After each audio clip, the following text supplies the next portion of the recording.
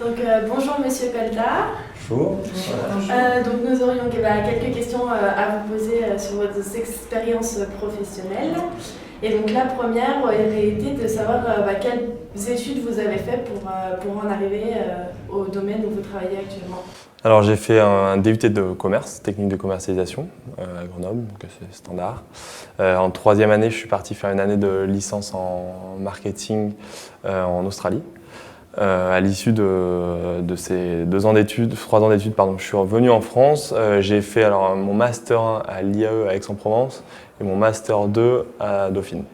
Donc un master marketing, très marketing très général. Et ensuite, comment avez-vous intégré le groupe L'Oréal ? Alors j'ai intégré le groupe L'Oréal à l'issue de ma formation en marketing. On avait de la chance d'avoir pas mal d'intervenants de L'Oréal qui venaient, donc on a pu postuler assez facilement.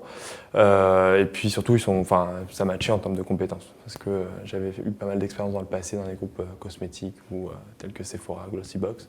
Donc forcément, ça permettait d'intégrer plus facilement le secteur. Et maintenant que vous êtes à L'Oréal, quels sont les avantages et les inconvénients de votre métier ? La question tricky. Alors les avantages du métier, je pense, je ne sais pas si du métier ou du groupe plutôt peut-être. Du groupe, c'est que c'est un groupe qui donne beaucoup de liberté à ses employés. Donc c'est l'un des grands credos de ce groupe, c'est d'être entrepreneur. Donc c'est une structure très matricielle, ce qui permet en fait à chacun d'avoir un poste qui n'est pas défini. Il n'y a pas de fiche de poste quand on arrive chez L'Oréal, ce qui peut paraître étonnant. C'est en gros, on a une mission qui est quand même cadrée et définie, mais derrière c'est libre à soi de s'exprimer et de porter des projets si on le souhaite, si on se sent capable, et d'aller vraiment, c'est à nous de faire notre boulot, c'est à nous de faire notre poste. Donc on peut aller aussi loin qu'on le souhaite, à partir du moment où on a les épaules assez solides pour le faire. Parce que l'un des autres inconvénients entre guillemets de L'Oréal, c'est que c'est un gros groupe, une grosse structure. Et il y a beaucoup d'interlocuteurs à convaincre quand on veut porter un projet.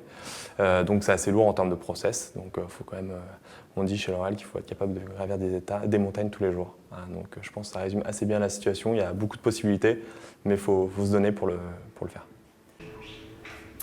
Et pour terminer, j'aurais voulu vous demander où est-ce que vous vous voyez dans 5 ans? Est-ce que toujours dans le même groupe ou pas du tout? Quelles sont vos perspectives d'évolution? Alors dans 5 ans, j'ai pas trop réfléchi à la question.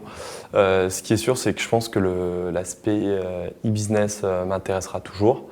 Donc je pense peut-être plutôt soit rester dans le groupe et prendre des fonctions en local ou en zone plus proche du business à proprement parler, ou alors peut-être ailleurs, pourquoi pas rejoindre à nouveau une start-up et retourner dans le monde de la start-up, pourquoi pas aller voir un autre acteur dans le monde des luxe, des cosmétiques ou même rien à voir pour gérer plutôt dans le business. Je pense quand même rester dans le secteur du business, mais chez L'Oréal, on va. Ok, très bien. Merci beaucoup. Merci.